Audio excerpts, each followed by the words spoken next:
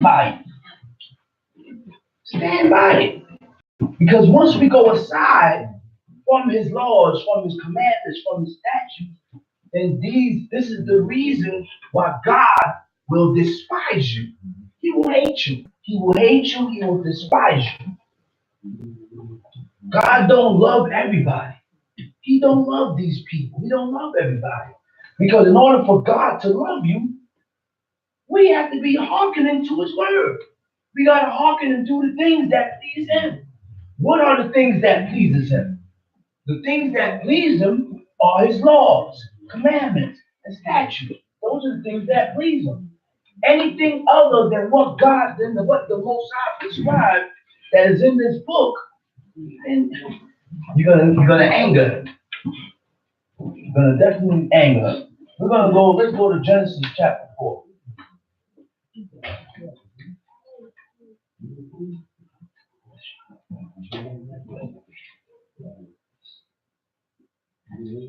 You go.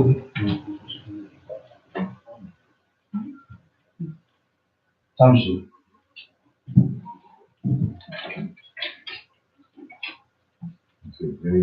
Chapter 4. And Adam knew Eve his wife, and she conceived and bare Adam Cain. knew Eve his wife. And Adam knew Eve his wife. Anytime it says, or we read anything in the book where it says Adam knew Eve, that means he went into it. He cohabitated with her. He had sex with her. He cohabitated with her. They didn't sleep around with different women. If she wasn't his wife, he ain't sleeping with her. He ain't cohabitating with her. And in order for him to have a handmaid, he had to have a wife. A handmaid, because when they gave the woman, the handmaid went with them. The handmaid went with them. He said Adam knew Eve his wife, And she conceived and bare Cain, and said, I have gotten a man from the Lord. She conceived and bore who? Cain. Cain. And said, I have gotten a man from God. Read. Come see. She again bare his brother Abel.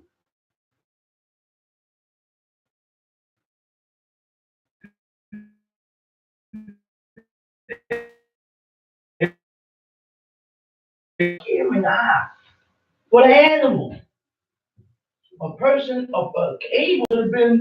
Abel could be a king. Because if you have a caring eye for animals, you don't care for the people. You don't care for the people. That's how why you think David said, he said, these sheep did nothing. He said, the sheep did nothing. Who is the sheep? Israel, the people. But God was angry with the people. So the Most High moved David to number the people so he can hit them. So move David to number the people so he can hit the people up. So he can hit Israel up. See, certain things go down in life to trigger all certain other things. To trigger other things. Because it's in the making. It's already being brewed up. So the Most High triggered certain things off, triggered David to number the people so he could hit Israel. That's why God triggered this monkey right here. Pull his tongue and trigger so he could get put out. Get put out. Once he's out, he don't get it. God will put it out. God don't want him. He don't want him. I've been seeing that. I've been seeing. You don't want him here, and the damn brother. The other one, you don't want him there either. There's three of them you don't want here. And those are the three that call themselves the three what? Oh. Three hard, man. You're going to get it real hard. God don't want it. And that's easy. You want all three of them out. This is the last one to go. That's why he triggered this. He triggered this. Because he's going to keep running them out. And you know what? When they move, then you get out. When you're going for good, I don't even want to see you.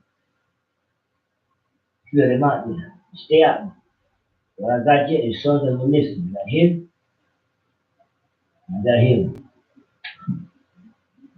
But one more, two more sons of the devil listen. So right now in the congregation, I got him and I got him. They listen. That's it. They're faithful listeners. So I'll tell you, you need a ride, let him get his own ride. You know, I'm taking nowhere. Satan's son. You shall ya? I'm taking nowhere. You know what I mean? Ain't married woman. Taking nowhere. That you're not driving, right? No. I'll tell you that. You're not driving. Taking over in his own. The Most High moved David to number the people because he was angry with Israel. That's right. Angry with Israel. It says she continued to bear his brother Abel, Habel, and Abel became a shepherd of flocks, a keeper of sheep, and Cain became to love the ground. Tamshi. And in process of time, it came to pass. And in process of time, meaning time passed, years and years and years and years passed. He said, Cain bought of the fruit, peri, fruit of the ground. He bought the fruit of the ground. He had an excellent thought. He had an excellent thought to bring up something to God. But then God is not going to accept that for no offering. He's not going to accept that for no offering. See, first thing we got to remember, this is Adam, Eve. Then they had Cain and Abel. The laws of the offerings, the laws of thou shalt and thou. None of that was there yet.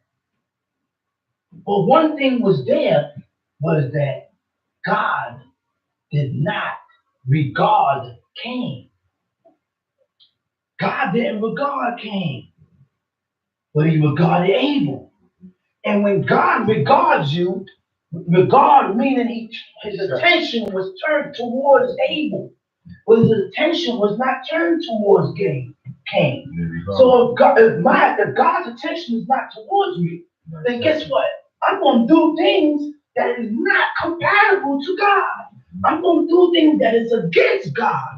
I'm going to do things that God hates and despises. So now Abel,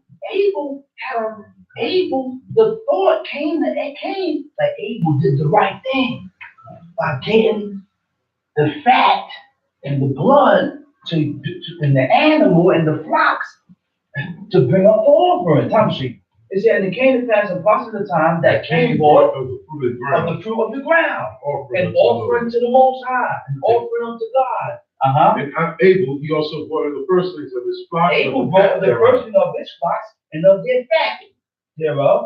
And the Lord had respect unto Abel. And the Lord had respect unto Abel. And to his offering. The Lord had respect and regard. He regarded Abel. He turned to Abel. He took notice to Abel. He paid attention to Abel, which means God's attention was towards Abel. His attention was towards Abel. Now we got to remember now, there aren't any laws. Oh, there's this. Now God, that's the first world. They don't need all those laws. They don't need all that. But what God did, tried the heart and the reins of man, and what Abel had inside of him drew God's attention towards him. To where when he looked at Cain, he said, man, I ain't regarding this dude. The Most High didn't regard Cain. He didn't regard Cain. And Cain had a lot of Tamshi. But to Cain and to his offering, he had not respect. He didn't regard. He didn't have no respect. He didn't respect his offering, and he didn't regard Cain. And Cain was very angry, and his countenance fell. Now Cain is angry. Cain is tight. His countenance fell. He's looking all sad. Sad. He's sad now because God ain't regarded him. He's going to be sad. He's going to get tight. Once your father is not regarding you or taking notice of you or paying you no mind, he's going to get tight. And that's what happened with Cain. So now his countenance fell. Now his countenance fall. He's looking sad. Now he's sad, right? It said, the Lord said unto Cain, why art thou wrong? He said, why are you angry? He said, what you tired about? Why are you angry? He said, why is thy countenance falling? And why is your crest? Why is your face falling? See, your face tells me whether you want to be here or you don't want to be here. Whether you're angry or happy, sad or happy, your face, your countenance. Yeah, I can't tell your heart, but whatever's in your heart, you're gonna express it. Whatever's in here, because I ain't God. I'm not God, and I can't try your heart. I don't know what you have inside of you. I only know what you show me. I only know what you emanate, what you show me. And whatever you show me, I'm gonna call it as such. That's how I'm gonna call it. Your face, you show it. That's right. Which is the verse says is the Windows to the soul. And that's what took place. It says Chris fell. He started looking sad. He got angry. So God asked him, the Most High asked Cain, he said, why are you angry? He said, why is thou wrong? And why is thy countenance falling? Why are you angry? And why are you looking so sad? Why your face looking like that? What's wrong with you? Me? If thou doest well, He said, if you do as well, take heed. If you do good, if you improve, if you do good, what is good? Good is following in the laws of God. That's good. Anything other or opposite or different than this is not good. It's no good. Once we are not following in the laws of God, 100%, like Joshua and Caleb, he said, these two guys here followed me wholly. Not halfway, not 3/4, but they followed after God 100%. Once we are not following after the Most High wholly, 100%. then we are not good. You're not good. I'm not in good standards with God. You are not in good standards with God, with the Most High, because there is certain things that we read or that we know that is not being done. We are doing our own thing. Okay. See, me and my wife, we wounded, we need help in there. When me and my wife get help in there, I get it from two.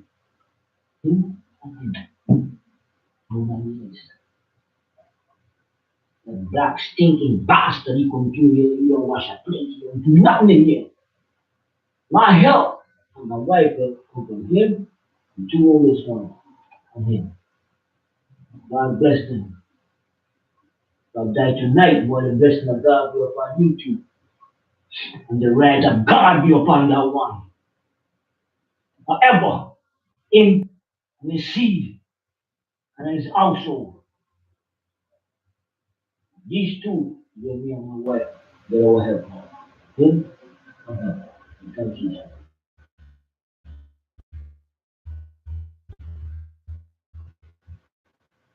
He said, is it not so? If you was good, he said, they exalt you. He said, God will exalt you. He will exalt you. If we do good, what is good? Living by the laws of God, that's good. Anything other than this is not good. Don't add on to it. Don't take off. Don't take away from it. Don't put something there that's not there. Don't say something and put things there that it is not there. It ain't there. I didn't read about it. It didn't say this when I read this. But yet people want to add on and put their own thoughts on things, put their own thoughts on how they feel and what they think to the book when God already, the book is perfect. The laws of God is perfect. There is no need to add on or take away.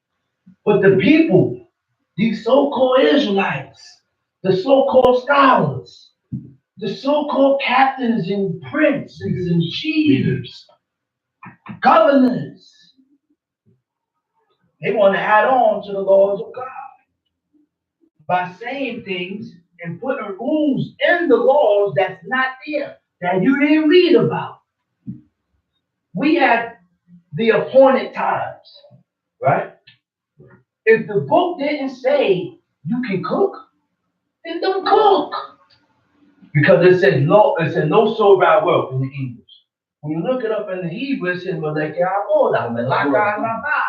so now guess what? To cook is work. To cook is work. Okay? The only day that we can cook on is Feast of Unleavened Bread. Because in Exodus 12, it states it. Save that whatever you can eat. So I can cook whatever I'm going to eat or whatever is going to be eaten. I can do that. But it doesn't specify these rules on Sukkot. It doesn't specify these rules on Yom Teruah. It doesn't specify these rules. Feast of Weeks. It doesn't specify these rules on that, on those days. So therefore, we shouldn't cook. Just to be on the safe side. Because just to be on the safe side. There's nothing bad about that. Just to be on the safe side with God, you refrain yourself from cooking. So if I don't cook, that don't make me wicked or evil. I just didn't cook. I just made sure I prepared my food before the day came in. That's it. I didn't violate. But you probably violated. There's a good chance. Because guess what? Like I always said, like the people always hear me say, there is no Moses. There is nobody here with the standard of Moses that can seek God, and get an answer about these laws, and get an explanation about these laws. Nobody here with that. So my Moses and my prophet is this book. I read the book and do what it says, word for word. Don't go aside from what you read. Don't add on to what you read. Don't take away from what you read. Just go exactly from what it says, word for word. That's it. It said, go ahead, Tom Sheet. He said, thou mayest lift up thy countenance. Thou mayest be exalted. To exalt, God will exalt you. Not me. Not you, but God will exalt you in the heavens. When God exalts you in the heavens, that's when his attention is turned towards you for righteousness. That's when he's going to guard and keep your feet. Because I done did something. I done broke his commandments, his laws, his statutes. You do certain laws. See, these laws hasn't been done for centuries. For years. And you can do certain things that are in this book that will draw God's attention towards you for good. Right. You can do certain things you can invoke him by doing certain things in this book.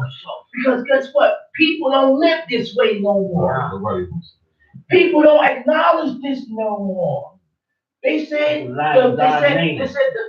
laws of God has been abolished. God has been abolished because there is a dude named JC that came and died for the people's sins. So the laws is abolished. I ain't got to worry about no law. That is the old law. This is the new covenant now. What covenant are you in? What are you talking about, man? Are you talking about this foolishness about JC? I don't want to hear about that. I don't want to hear about that. I want to talk about that. I don't want to talk about that. See, there is a law here that states, he said, neither shall you seek out how the nations serve their gods. Why am I seeking out and investigating and studying about these nations when I have no reason to be doing that? Because anytime we do those things, we break the law. So the only thing we're supposed to be seeking out is seeking out how to serve the true and living God. How to serve the Most High. By keeping his laws, reading the law. That's how you seek God. By doing his law, reading and doing. He said, read. If thou doest well, shalt thou not be accepted. He said, read. And if thou doest not well, if you do not well, if I don't do good, if I don't do right, then what? Then sin lieth at the door. At what door? At your head. At what door? At the doors of your mind. You don't notice before I do anything or make any move, the thought came to your hand first. And it's only because of your actions and the works of your own hands is what caused these evil and atrocious thoughts that are against God to pop up in my head. To pop up in my head. And because my ways is not an acceptance to God, because God don't accept my ways, He causes you to do certain things and lead you to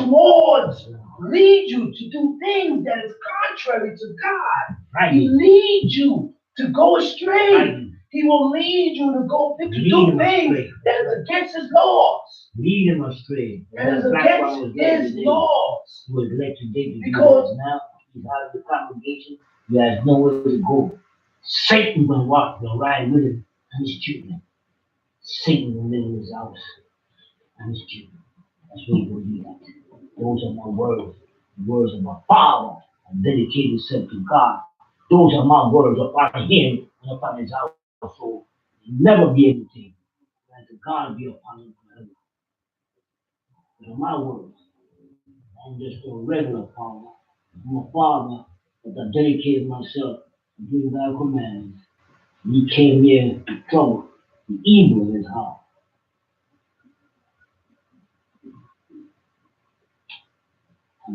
Because of the works of your own hands is what caused these things to me. It's what brought this upon me. What brought this to myself? Tamshi, he said, and unto thee shall be his desire, and thou shalt rule over him. He said, unto thee shall be his desire.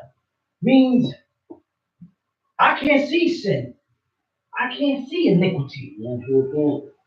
But this thing here is a spirit. It is an evil spirit. It is an evil spirit that clings and latches on to you. It even latches on to the righteous. At some point in time. When God allowed it to. Because even the righteous get tempted. And sometimes the righteous do things that is contrary to God. But guess what? God will guard his feet. God, the Most High, will guard that righteous and pious man's feet according to how he lives. According to how he lives. If you live right by God, look, David got tempted. You got righteous men in the book that got tempted. And the Most High allowed it. Come see. And Cain talked with Abel his brother. And Cain told it to Abel his brother. And it came to pass. Cain went and told him what went down. Told him about the conversation that he had with God. Yeah, he had a conversation with God. That whole time, Cain is conversing with God, with the Most High. Because he was tight, because God didn't accept him. Because God did not accept him. His ways wasn't accepted by God. He wasn't accepted by God. He said, but you got to do good, son. He said, if you do good, I will accept you. But if you don't do good, then I'm not going to accept you. I can't accept you. I can't accept you. Because for God to accept you is to accept what you're doing. Is to accept the things, your doings, your ways. And this is a God that changes not. My ways and my doings has to be compatible to God. You don't change. It has to be accepted. That's why I know the wrath of God will come upon you. So why him and his seed, bastard children, and the Lord again. Well, you drink that water? Yeah. And Cain talked with Abel his brother. And Cain told it to Abel his brother, sat down and told him. He told him how God was angry with how he got angry and why he got angry. He told him that, listen, the Most High didn't accept me, and I did this. He told him the whole shebang, told him everything. And it came to pass when they were in the they was field, in the field. that Cain rose up against Cain rose up against his brother Abel and slew him. and slew him, and he killed him. And he killed him. Now, what possessed this man to kill his own brother? Why? Or what took place? The book doesn't specify or say why. So I'm not going to put a reason why. I'm not going to say a reason why. I'm not going to speculate and say why, because the book didn't say why. And for me to say why is for me to add on to what I'm reading here. So everything that we read in this book, and when we study in other books, in other dictionaries and other books and things that we read about, then guess what? It has to correlate or be compatible with what we read here in the book. If the definition or these so-called history books is not compatible to what we read here, then eject and get rid of the book that we're using. Forget about the information that we read about. The information that we receive has to be compatible with the book that God gave us. Because God didn't give us history books. God didn't give us no dictionaries. He didn't give us none of that. What I know God gave us, and it was preserved for centuries and hundreds of years, is the Old Testament in the Bible. This is what we live by. This is what we order ourselves by. This is what we're supposed to stand by. That's it. Anything else that is not compatible to what we read, leave the information alone. Don't go by it. And the Lord said unto Cain, where's Abel thy brother? He said, man, where's Abel? He said, where's your brother? And he said, I know not. Am I the keeper? Am I my brother's keeper? The man is getting smart with God. He said, am I his watchman? Am I supposed to be his watchman? Am I supposed to be here watching him and keeping him? I don't know where he at. He said, what hast thou done? God asked Cain, he said, man, what did you do? Because one thing the Most High heard them is his blood crying out. Heard Abel, see, anytime innocent blood gets shed, the blood, that innocent blood cries out to God. There is a sound that is in God's ear, and it continues, and he hears it continuously until the person that killed this dude or killed Abel get killed.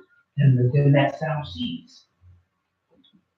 It said, the voice of thy brother's blood is crying unto me from the ground. And now cursed be thou from the ground, which has opened his mouth to receive thy brother's blood from thy hand. When thou shalt till the ground, when you go to work the ground, he said, it shall not continue to give its strength to thee. It ain't going to go to its full strength. A fugitive and a wanderer, unstable.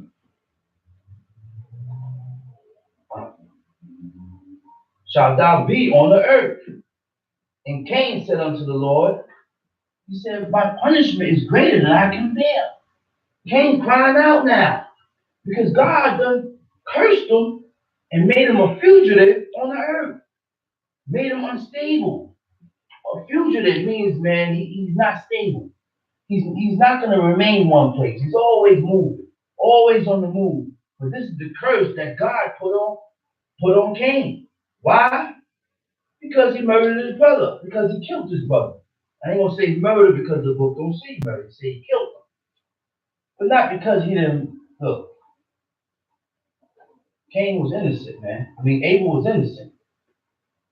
Abel was innocent. Cain just moved off emotions, feelings, and the way he felt. God did not accept him. The Most High did not accept him. So he got the way he got. It said, behold, thou hast driven me out this day upon the face of the earth, and from thy face shall I be hidden. And thou shalt be a fugitive and a wanderer on the earth. Then it will come to pass that anyone that finds me will kill me. God cursed him. He said, now, anybody that finds me is going to kill me now. Right? He said, this thing here is too much for me. I can't bear it. I can't hold it. It's too much. I can't hold it. So what the Most High did? And the Lord said unto him, therefore anyone that kills Cain shall be avenged sevenfold. And the Lord set a sign to Cain that it shall not smite him. Anyone that finds him. He said a mark. He put a mark on Cain. What was that mark? That mark that he put on Cain was to prevent him from getting slain or killed. But it ain't hold out for long. It ain't holding for long because Cain didn't live out his full days. He didn't live out his full days.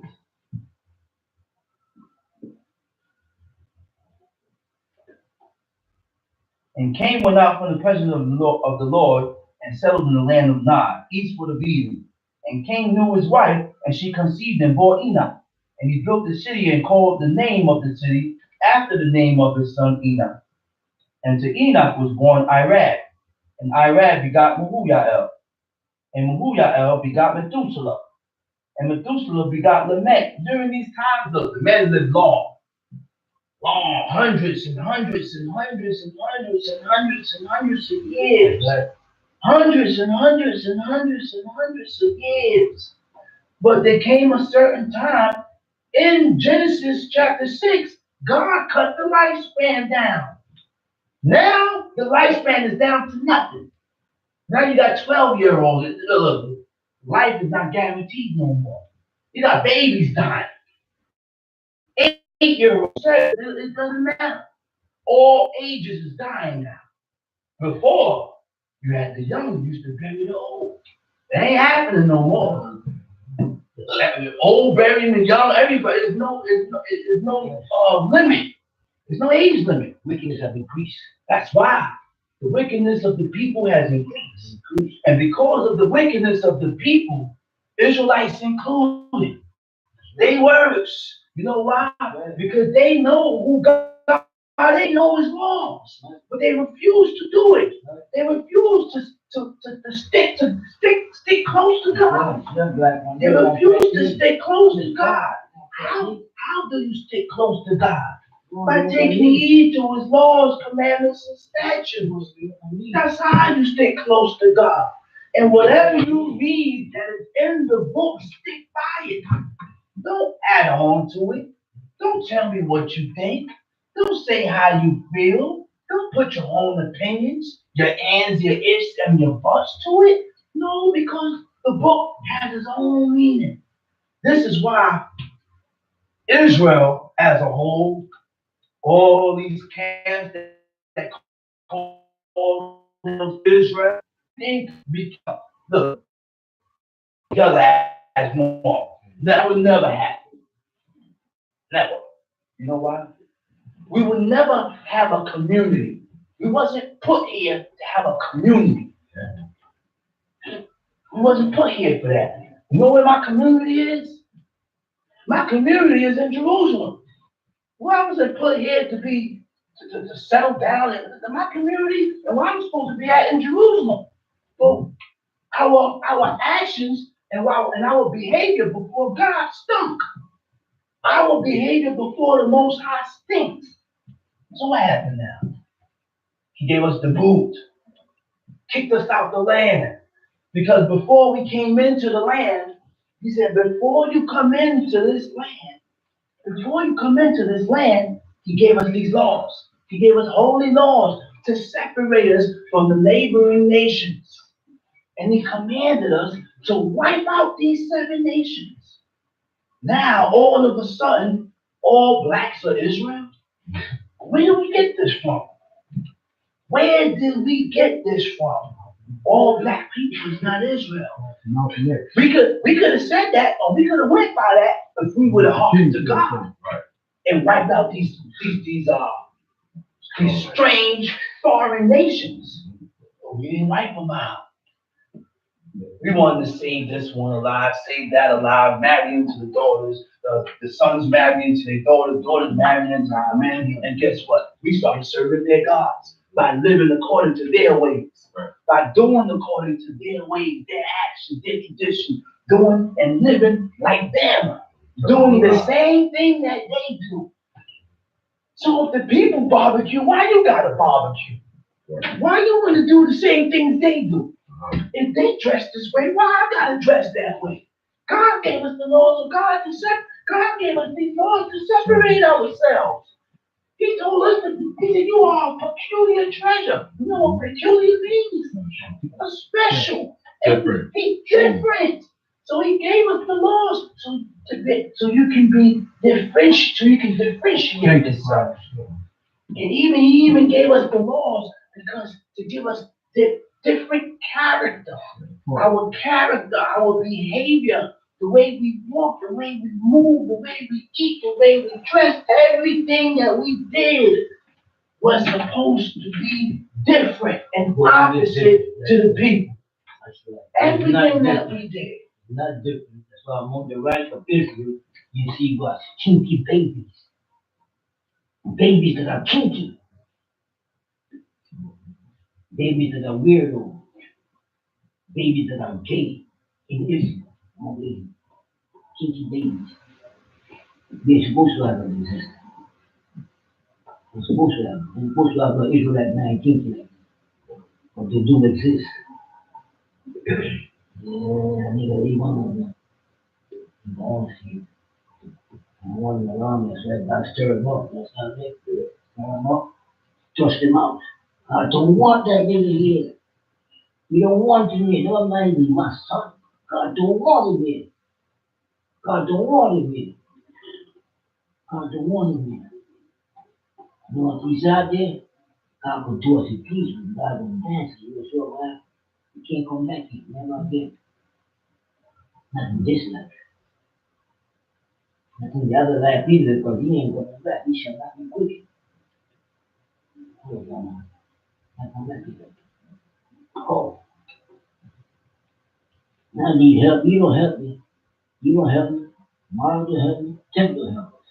What me and my wife is these two guys right here. That's each. That's all they help. These two guys right here. The rest of them don't help. They come to me and try to kill me. They can't come back. I didn't put them up. God put them up. God trust them up. He said, oh, help me. When they stop helping us, when we go, lay down, die. We go meet God. We go meet God. I'm waiting.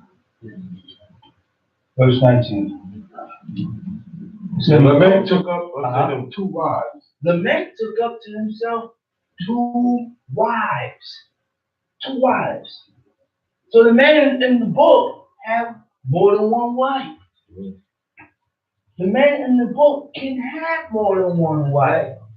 So you, in order, see, to follow after other gods is to have subsequent views, different outlook, a different outlook. That's what a view means. You have different outlook.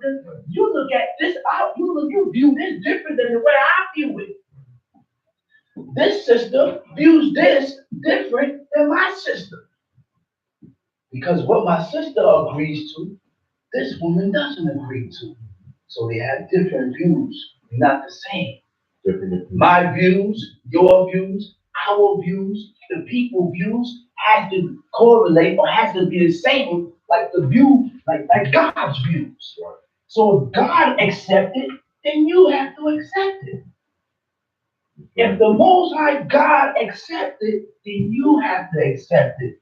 When we don't accept the things that God accepts, if you put yourself in a certain class, you get put in a certain type of class.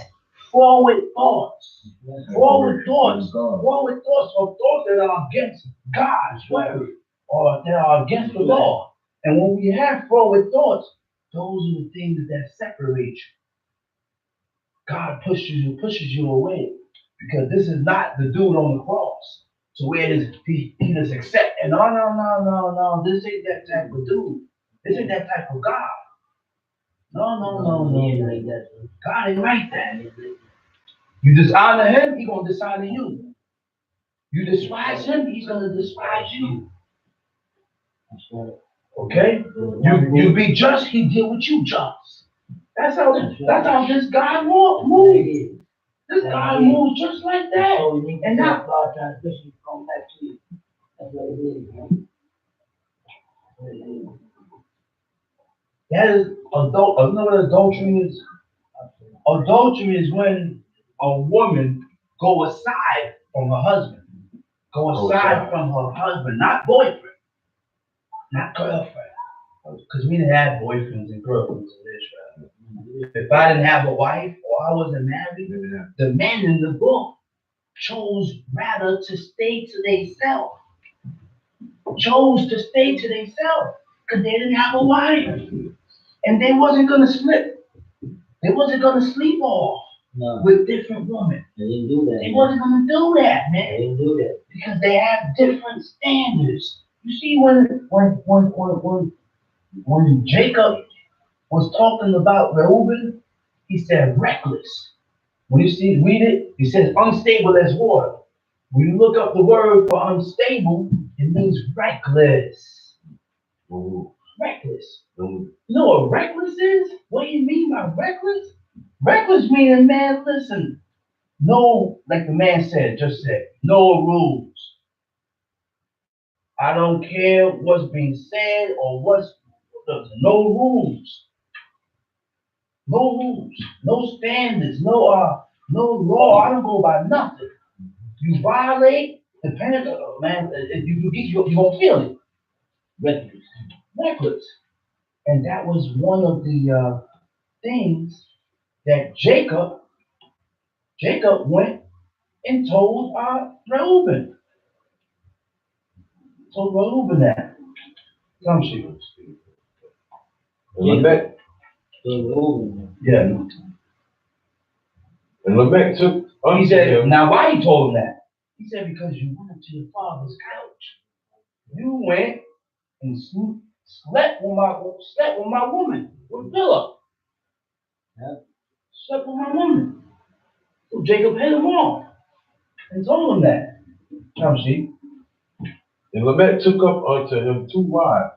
The name of the one was Adah. And the name of the other Zillah. Lamech took up 2 wives, had 2 women. Name was Adah, and the other one was who? Zillah. Come see. And Adah bare Jabal. Adah bare Jabal. He was the father of such as dwell in tents, and of such as have cattle. And his brother's name was Jubal. He was the father of all such as handle the harp and organ. And Zillah, she also bare Tubal Cain, instructor of every artificer in brass and iron. And the sister of Tubal Cain was Naamah. And Lamech said unto his wives, Adah and Zillah, hear my voice, ye wives of Lamech. Hearken unto my speech, for I have slain a man to my wounded, and a young man to my hurt. And Cain shall be avenged 7-fold. Truly, Lamech 70 and 7-fold. Cut that. Go to Psalms 25, 125.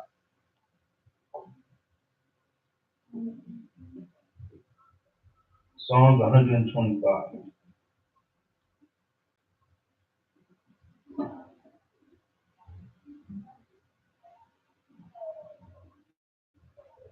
They that trust in the Lord shall be as Mount Zion.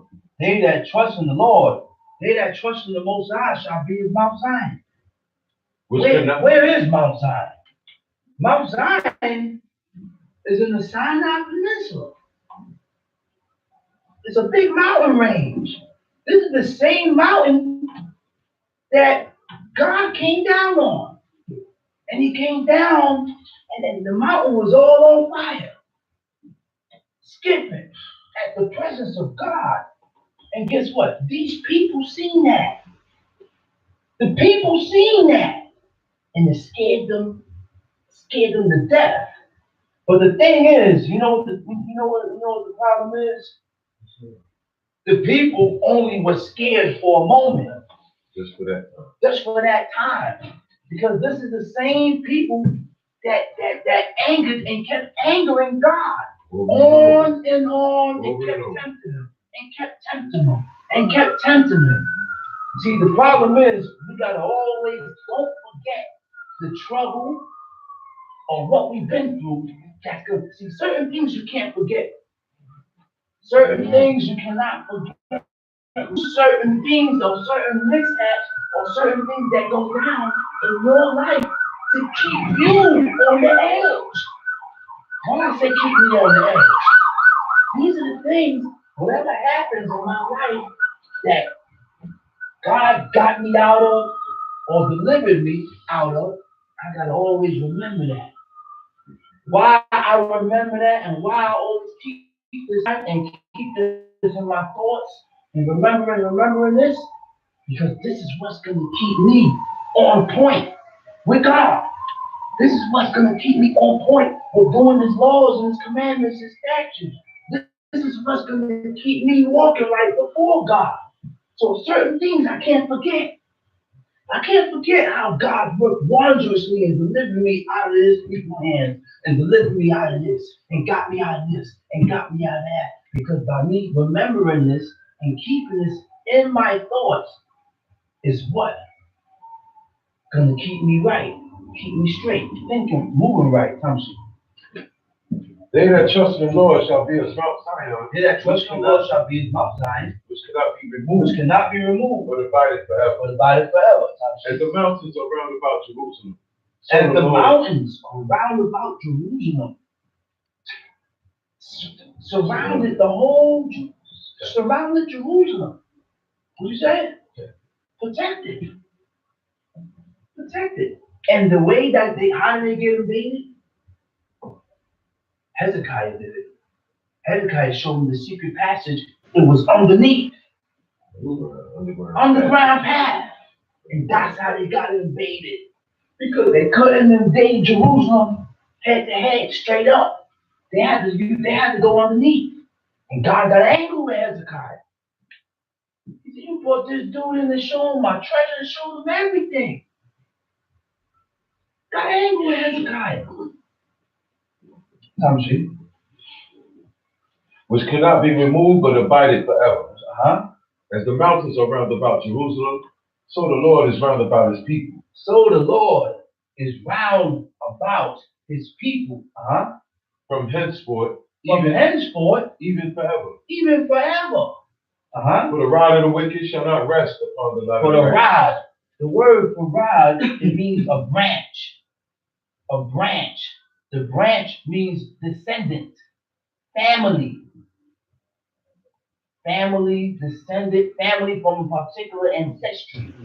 He said for a branch. He said for the branch or the descendants of the wicked shall not rest, shall not settle down, shall not remain upon the lot or the portion of the righteous. Of the righteous. This branch and this descendant, this is a wickedness, it's a continuous and an ongoing wicked thing. There's nobody repairing the breach. The son's son and the son's son's son, and this just continues on. He said this descendant is not going to rest or settle or remain with the lot of the righteous. So they have different portions. They have different lot. My lot is not going to be the same as your lot. And your lot is not going to be the same as my lot. Because we have two different lives. I live my life different than yours. And this person lived his life different than this person. So therefore, we ain't going to get the same thing. You're not going to receive the same thing. Come see.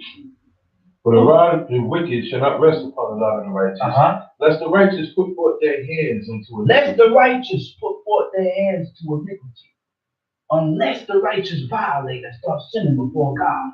Doing things that is contrary to God. Read. Do good, O Lord, unto those that be good. Do good, O Lord, unto those that be good. But why am I looking to good from God? Why am I looking for righteousness from God when I'm not good? I'm not doing good. I'm evil and I do things that is contrary to God. And I expect everything good to come to me. lift up your heels against your How am I going to expect good and I'm not good with God? In order for me to expect good, all the days of your life.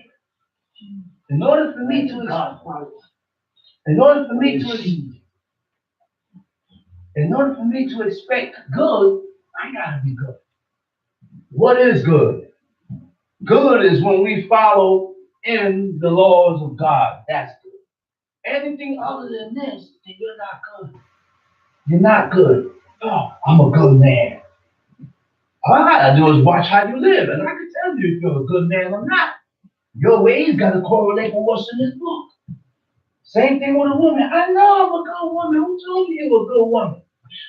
Who told you that? Who done gassed you up? Because the only way is you good is if you live by the standards that God set forth. This is what makes you good. You ain't living by this. I'm not living by this. If nobody's living by this, then you're not good. You ain't good. You gotta get good. The only way you can get good is by taking heed to God's law. Come see? Do good, O Lord, unto those that be good, and to them that are upright And to them that are upright in their heart. Upright, straight, correct, righteous. Upright in your heart. You know what upright is in your heart? The things that we think about. The things that we think about, we have to be careful with the things that we think about. Because whatever you think about is what you have inside of you. It's what I have in me. My head is what's in me. So that's why God said an upright heart, a straight and correct, a righteous heart. I can't be thinking and thinking of things that is contrary to what we read about in the book. I can't be thinking about things like that. I gotta eject those things. Yeah, it's gonna come to you.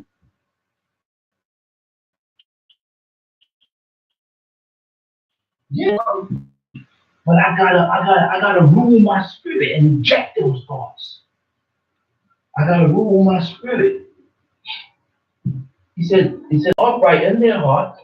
As for such as turn aside unto their crooked ways. As for such that turn aside unto their crooked ways. To their crooked ways. What is crooked? Crooked means to deviate from rectitude. To deviate from righteousness. That's it.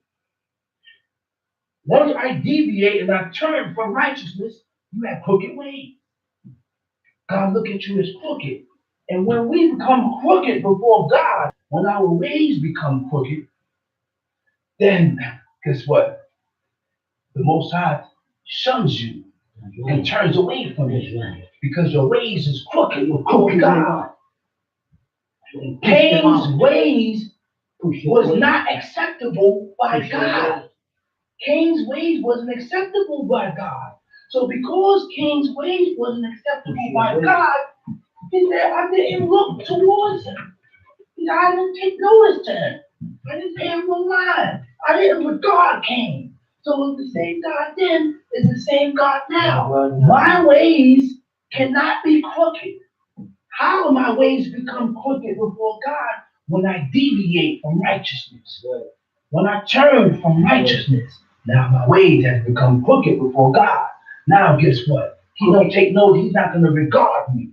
So when the Most High doesn't regard me, then guess what?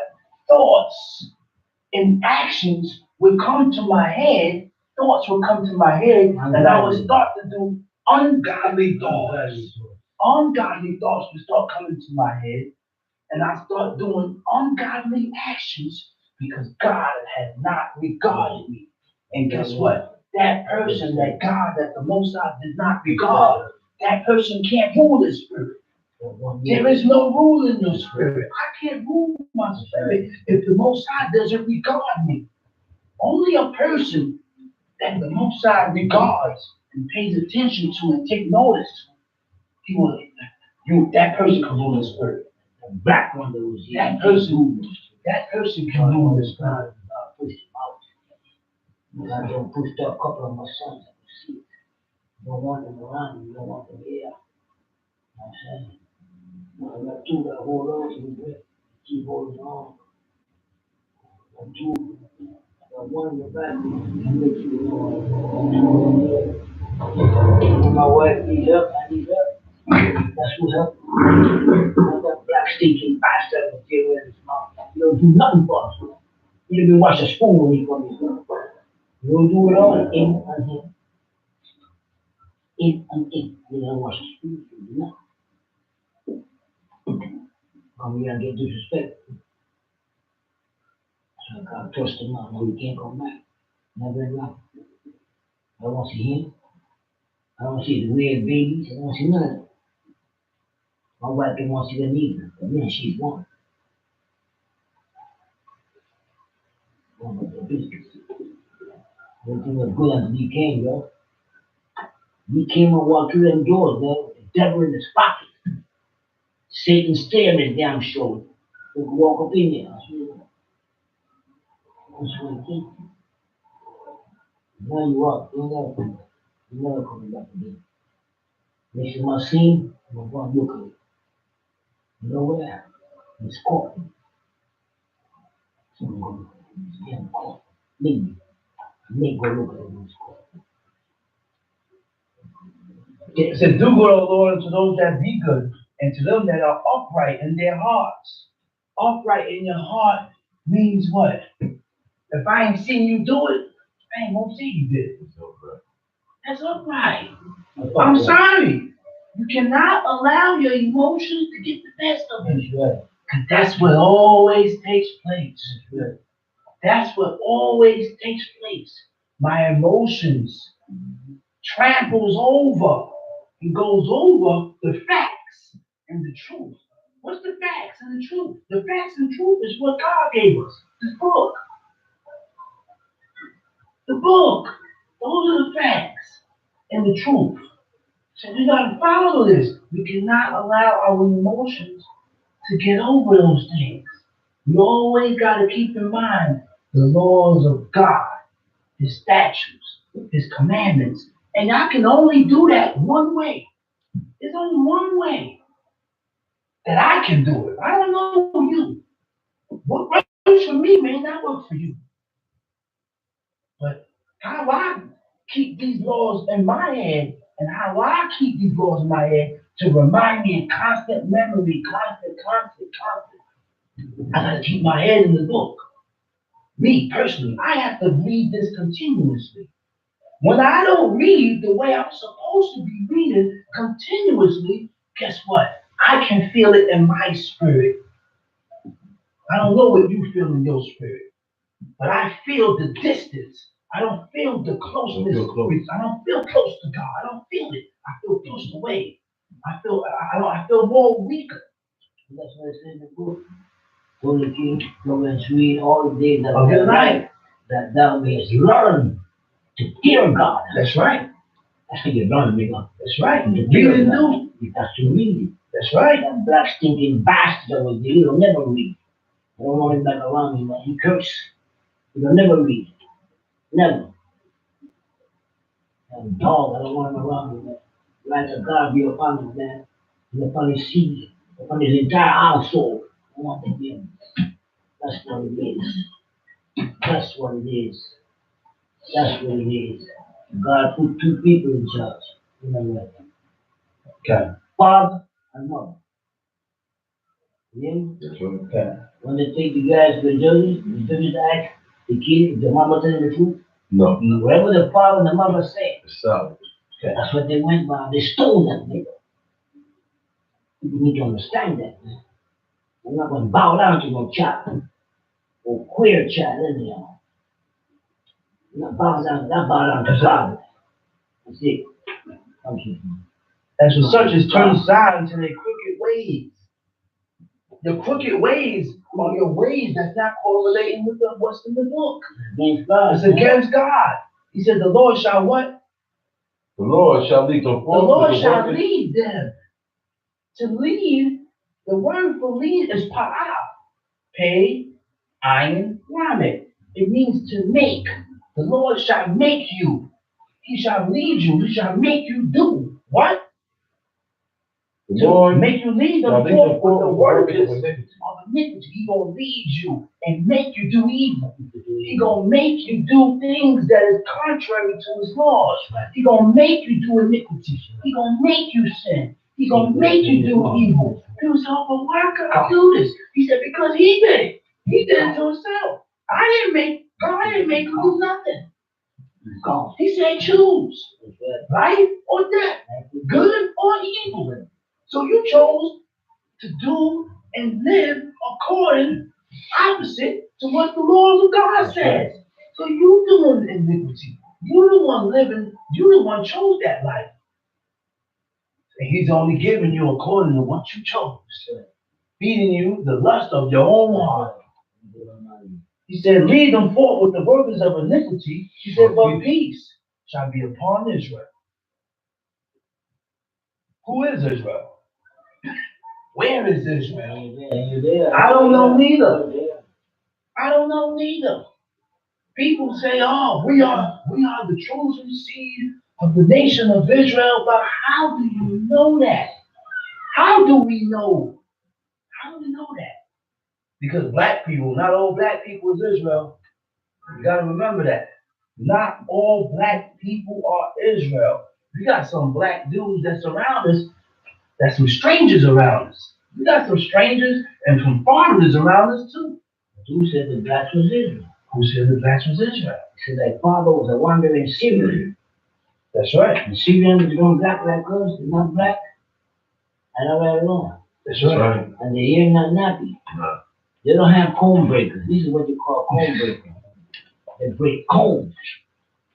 The Syrians didn't have hair like this. Solomon didn't have hair like this. Jacob didn't have hair like this. You get me? It's proud to say that we are all the seed of Canaan. That's why we should get hard at it. That's us. That's us. And I'm still not like that. I'm gonna keep up, man. Go to 2 Kings chapter 4.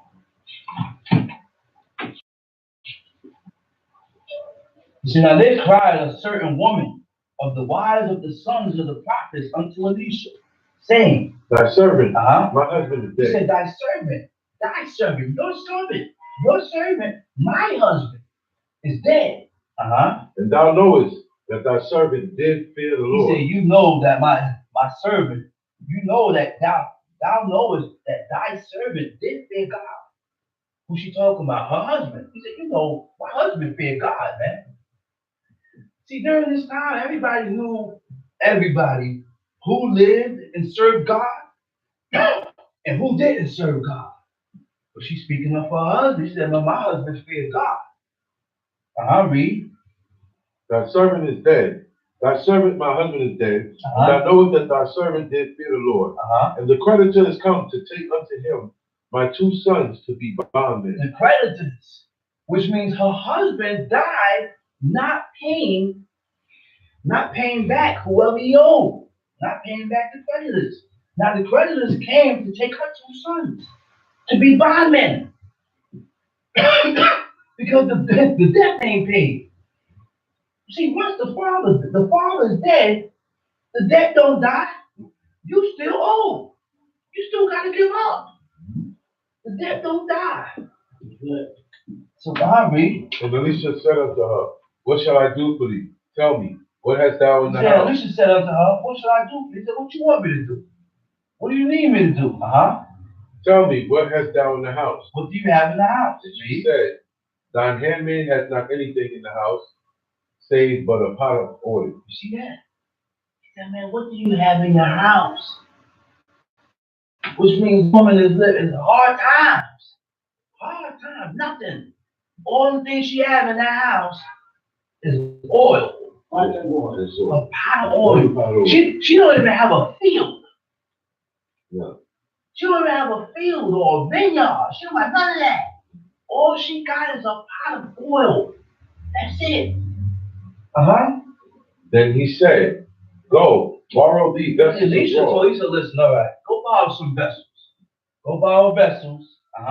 even empty vessels. Empty vessels. Borrow not a few. Borrow not a few. Don't borrow a little bit. Don't borrow a few. Borrow a lot. Bring a lot of vessels. Read. Then he said, when thou art come in, thou shalt shut the door upon thee and upon thy sons, and shalt pour out into all those vessels. Now the oil that she had, whatever amount of vessel that she poured in, she's gonna take that oil and pour out in what? In all the vessels that she poured in. Read. So she went from him and shut the door upon her and upon her sons, who brought the vessels to her, and she poured out. And it came to pass when the vessels were full, that she said unto her son, bring me yet a vessel. And he said unto her, there is not a vessel more. The oil stayed. That's it. And the oil stayed. Ain't that the power of God? She had one vessel of oil, which filled up all these vessels that she went and borrowed. Oh, and the last vessel, that's when it stopped. Read. And it came to pass, when the vessels were full, that she said unto her son, verse 6, bring me yet a vessel. And she said unto her, there is not a vessel more, and the oil stayed. Then she came and told the man of God, and he said, go, sell the oil, and pay thy debt, and live thou. He said, go, sell that oil, and pay thy debt, and live thou and thy children of the rest. That's what the man of God told her. That's what the man of God told her. He didn't step to the creditors and say, man, leave the woman alone, man. Leave the woman alone. She don't got nothing to pay back. No, you're not taking her. Because now what? Alicia will be going against what the book says, what the law says. Because the law states, whatever I owe, if I owe, I gotta pay. See, we want to have mercy for the things that God said not to have mercy for. We want to have mercy for the things that the Most High said not to have mercy for. And the things He said have mercy for, we want to be ravenous with. See, that's when you're not one with God. That's when your thoughts is not compatible to God's thoughts. How do I get myself compatible or to seem like God? Just follow according to what He said in the book. That's it. That's it. Tamshi. And it fell on the day that Elisha passed to Shunem. There was a great woman. And she constrained him to eat bread. She held him. She constrained him to eat some bread. Read. And so it was that as oft as he passed by, he turned in thither to eat bread. As often as he passed by, every time he passed by, that was a place that he can go to sit and eat. That was a place that he could go to sit down, eat some bread. Leave out, go on his way. Anytime this man wanted to eat some bread, he'll pass by, go in, eat some more bread. He had a place where he can go to and eat. Come see. And she said unto her husband, behold now, I perceive that this is a holy man of God. Behold, I perceive that this is an holy man of God which passes by us continually. Let us make a little chamber, I pray thee, on the wall. And let us set for him there a bed, a table, a stool, and a candlestick. In the Hebrew, it says a menorah. A menorah is a lampstand. A lampstand. Nowhere in the book we dealt with candles. No candles. No candles. Candles was used where? In witchcraft. Black candles. Or purple. All these candles. They didn't use candles. And then they use them the arrow. And they start using the candles to turn the arrow. Right. A Rome candle. Yeah.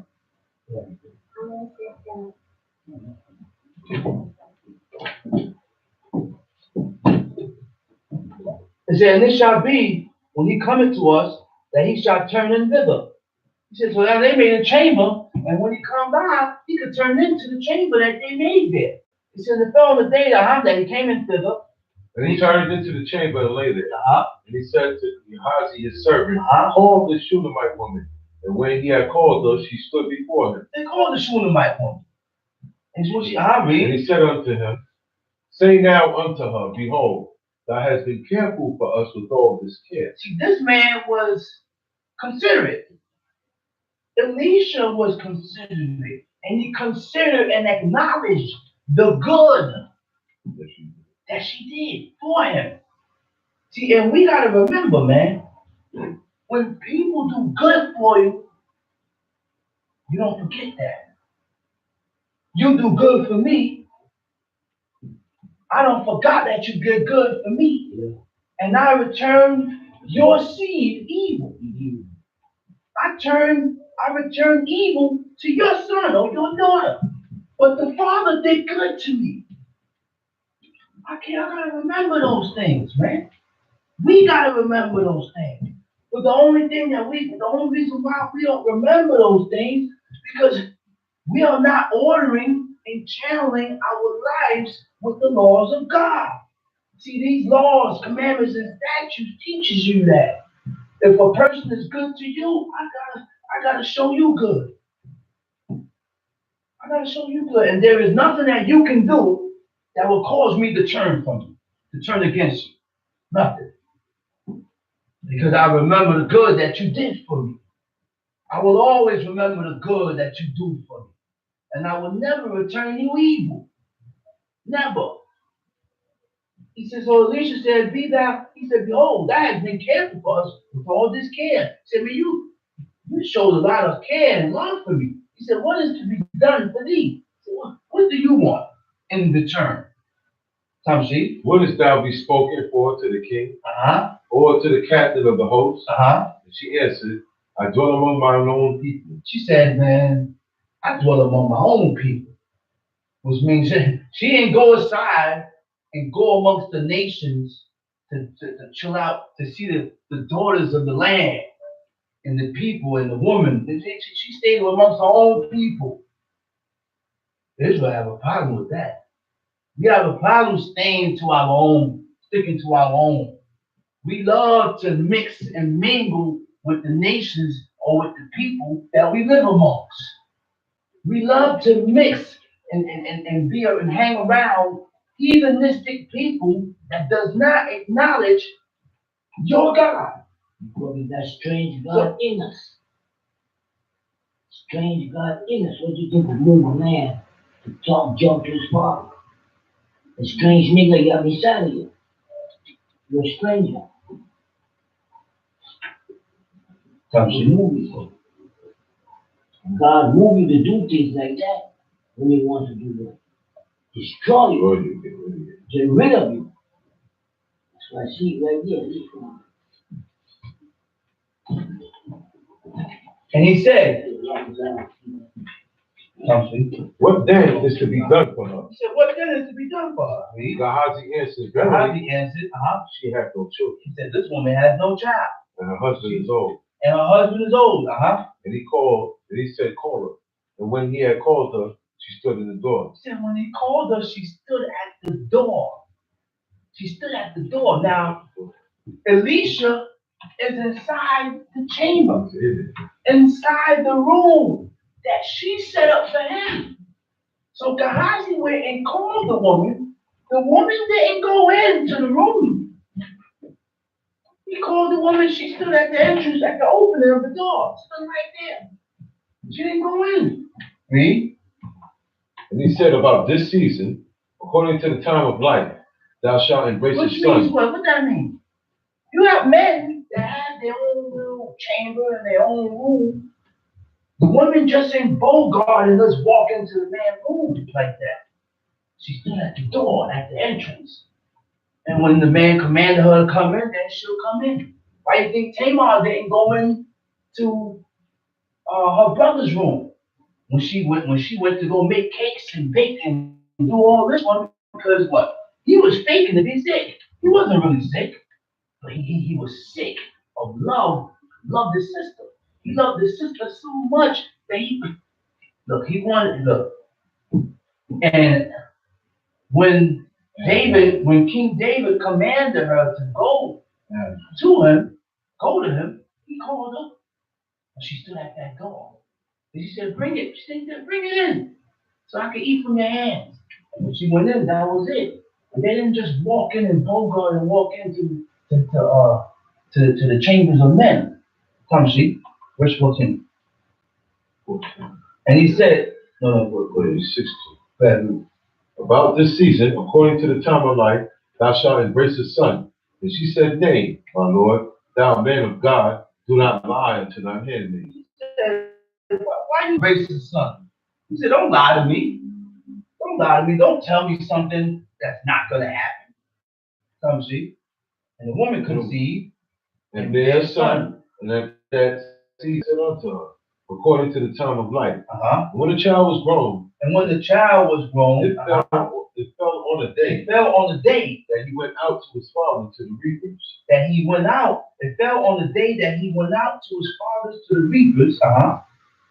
And he said unto his father, My head, my head. My head, my head. And he said to the lad, Carry him to his mother. And when he had taken him and brought him to his mother, he sat on her knees till noon, then died. And the child said, my head, my head. Told the lad, he said, man, take him to his mom. Because the father is in the field working. He's in the field working. So now when he went to his mother, he went and sat on the knees. Sat on his mother's knees till noon and then died. And she went up and laid him on the bed of the man of God and shut the door upon him and went out. She took her own son, went inside the chambers of Elisha and laid him on top of his bed. And she called unto her husband and said, Send me, I pray thee, one of the young men, and one of the asses, that I may run to the man of God and come again. Send me one of the young men and one of the asses, that I may run. That I may run to the man of God and come again. Why she said, send me one of the young men? She just didn't saddle the ass. Because remember, the woman in the book, they had on robes. They didn't wear dresses. They didn't wear pants. So therefore, what that means now? The servant or the young man, he was the one that rode her to the man of God. Which means she didn't saddle the ass. She didn't saddle her ass and spread open and spread over her legs. Because in order to do the robe was wide enough. They didn't wear straight. The robe was flared. So she was able, but she didn't saddle and spread her legs on top of that ass like that. She sat on that horse sideways. She sat on that cattle sideways. And the servant drove and took her to the man.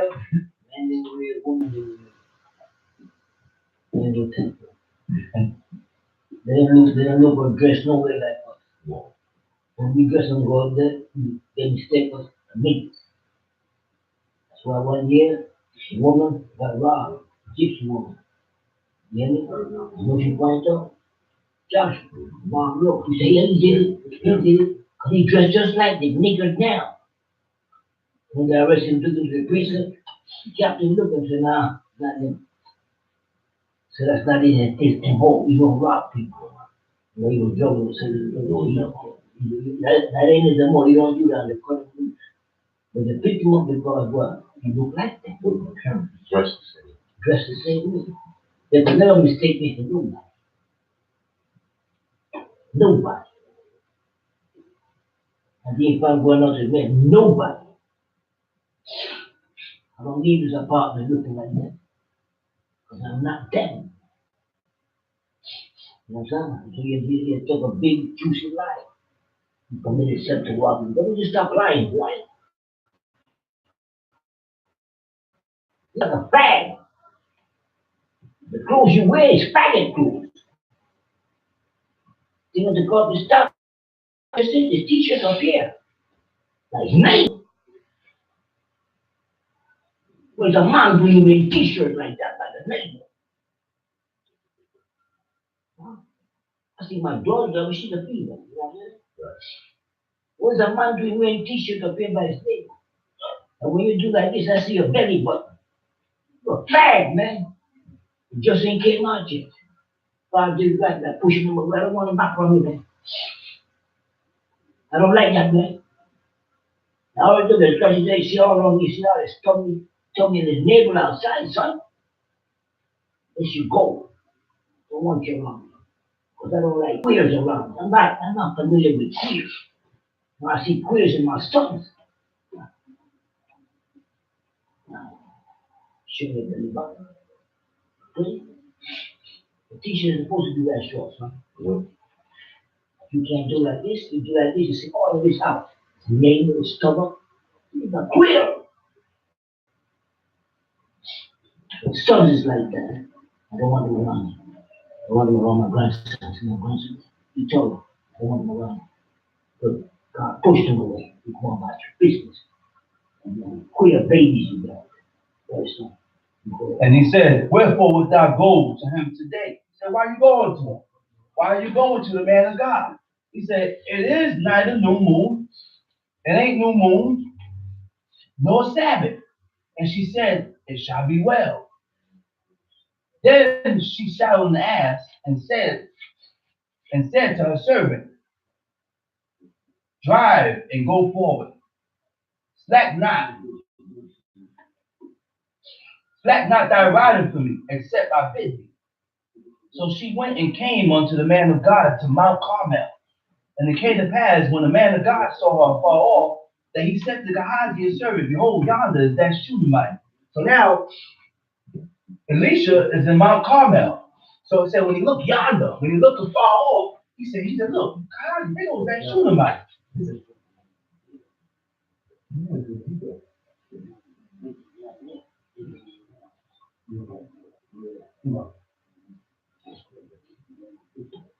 No,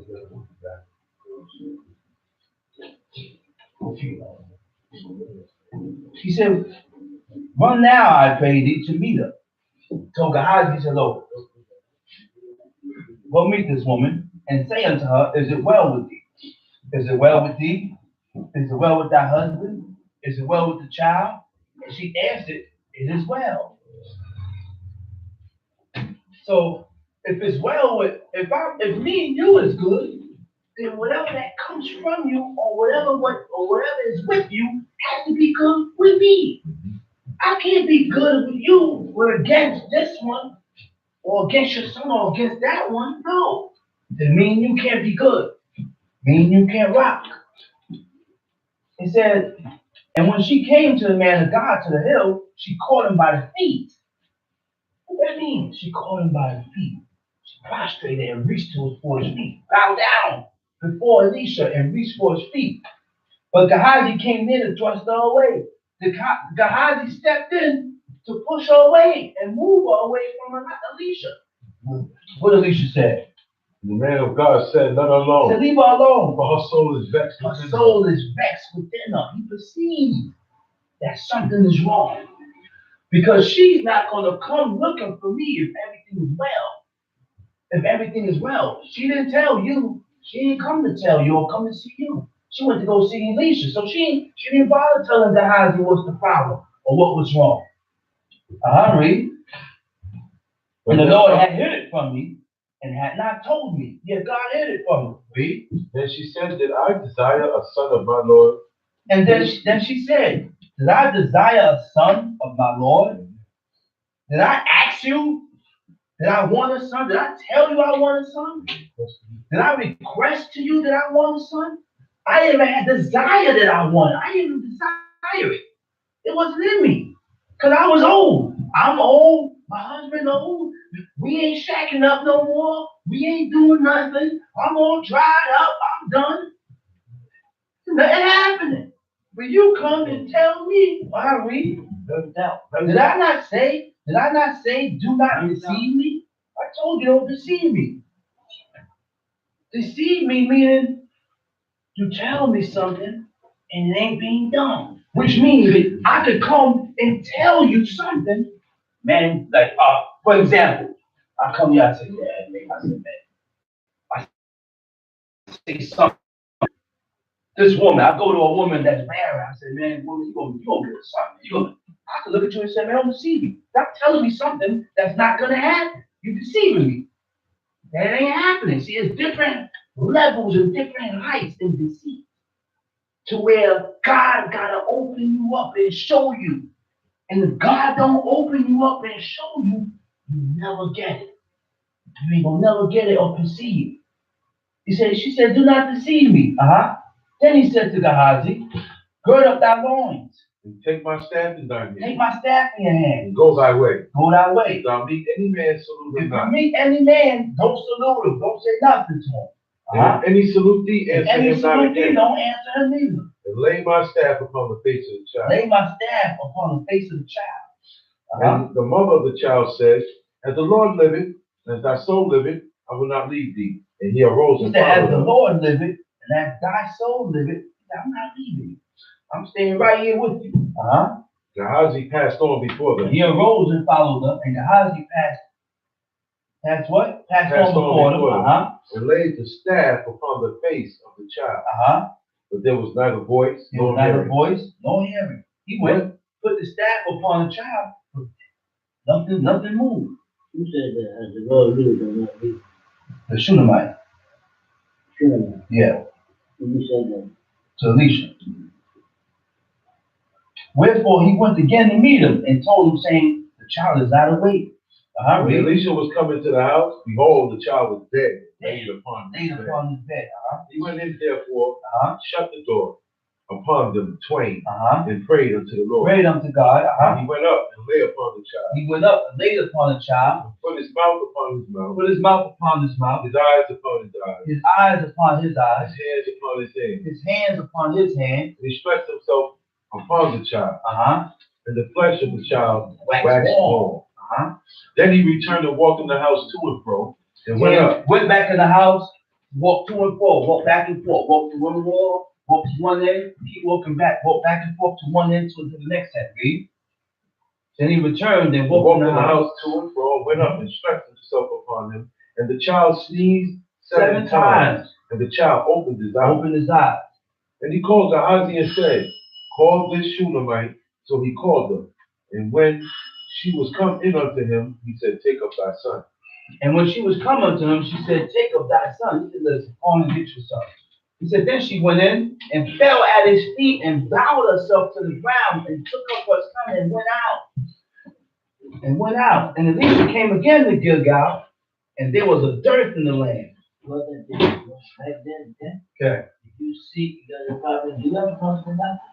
No. Are you going to the prophet? Well, the prophets, man. That's right. You one of the prophets. That's right. You gonna call God, give me all right. So today, we heard, man. We heard. That's right. Back then, you didn't go find your prophet. Go to the prophet. Prophet go and cry to God. Now listen to him. And the sons of the prophet were sitting before him. And he said unto his servant, sit on the great pot and seek pottage for the sons of the prophet. He said, listen, go get a pot and seek pottage. Seek pottage for the sons of the prophet. And one went out into the field to gather herbs and found a wild vine and gathered thereof wild gourds, his lap full, and came and shred them into the pot of pottage, for they knew them not.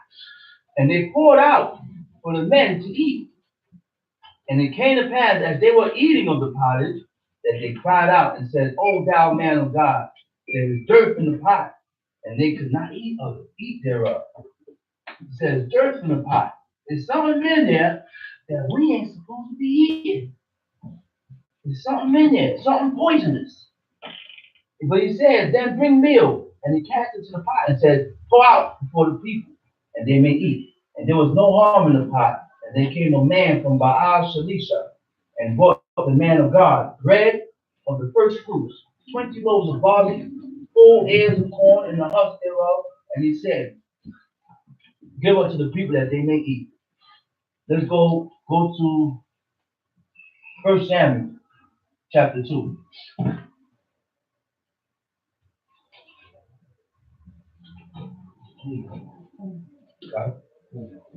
And Hannah prayed and said, my heart rejoiceth in the Lord. And Hannah prayed and said, what? My heart rejoiceth in the Lord. My heart rejoiceth in God. My heart is joyful in God. My heart exults. To exult means to be extremely joyful. These are the people that serve God with joyful, real joyfulness of heart. These people really serve God with joyfulness, man. That's a stage that we have to get to. That's a stage that you may never get to. Do you know the happiness that they had in them? When you have that type of happiness to serve God, nothing stresses you out. That's the type of happiness they had. When they had that joy in serving God, they wasn't worried about nothing. They wasn't stressed or worried about nothing. They didn't get stressed. Violators like that, they didn't get stressed with the violate. They said, found the mother taken to the church and get and stone. Kill the nigger immediately. There's no question about it. Grab him, take him to the judges, kill him, and go back to what he was doing. So I want to do stuff today. Now then, I hide behind that YPD, and that became political time. Go through possible. YPD can't protect you. Back then, there was no protection in that.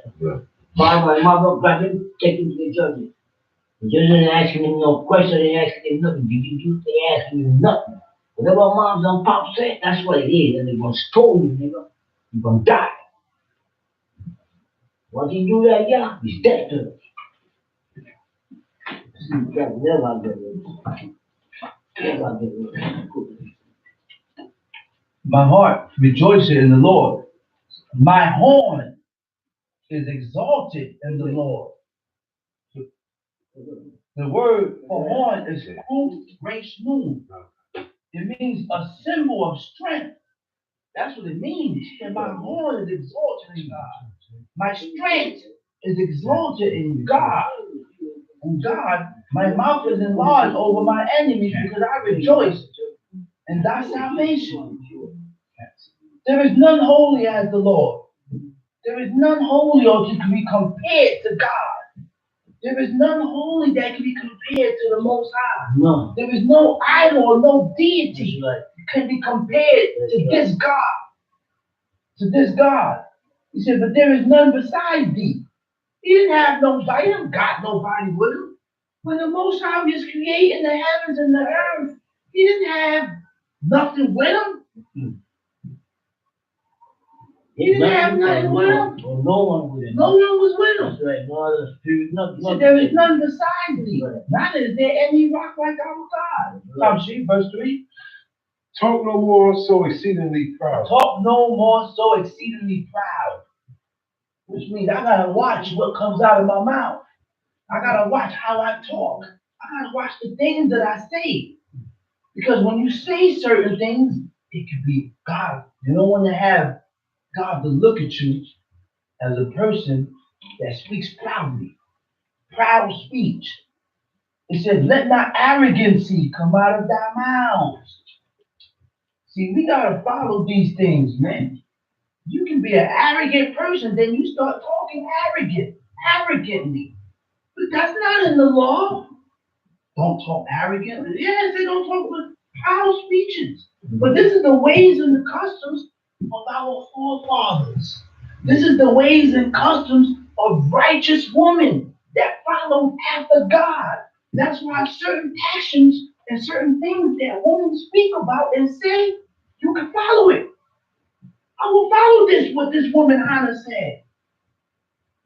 Yeah. I will follow that. You can follow the woman in there. You can follow even the woman in there. Even the woman in there. They get good counsel. They get good counsel. Not today, no, in the book. I'm talking about the woman in the book. Most of the women walk around there on the book out. Book out, son. Book. That's why I never know what they do. You don't even know. You don't pick up a book out to marry. She's a book out. Then she got babies for you. Book out. The men, both out. Most of them buggers are queers. They go both ways. They like boys. I'm an expert at that. I could see things. Yeah, I was teaching that boy that was young. Yeah, that boy you call him young. He's got limbs.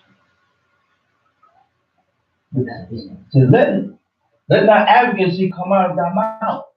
For the Lord is a God of knowledge, and by him actions are weighed. He said your doings, your actions are weighed, are regulated, are estimated. He said God will estimate and regulate your actions. He said he will regulate your actions. Right? He said the bones of the mighty men are broken, are discouraged, are dismayed. And they that stumbled are girded with strength. They that were full have hired out themselves for bread. Come see. And they that were hungry ceased. So that the barren had born 7. And she that had born many children, many sons. His wax fever has become weak. Because she had too many children. Once a woman has too many children, it weakens her. Yeah. It weakens her. He said the Lord kill it and make it alive. And bring it down to the grave. And bring it up. The Lord make it poor. And make it rich. He bring it low. And lift it up. He bring you low and he pick you up. Read. He raised up the poor out of the dust. Lifted up the beggar from the dunghill. To set them among princes. And to make them inherit the throne of glory. For the pillars of the earth are the Lord's. And he has set the world upon them. He will keep the feet of his pillars of what? The pillars of the earth are God's, and he has set the world upon them. So the world is sitting on what? It's sitting on pillars. Being held up on pillars.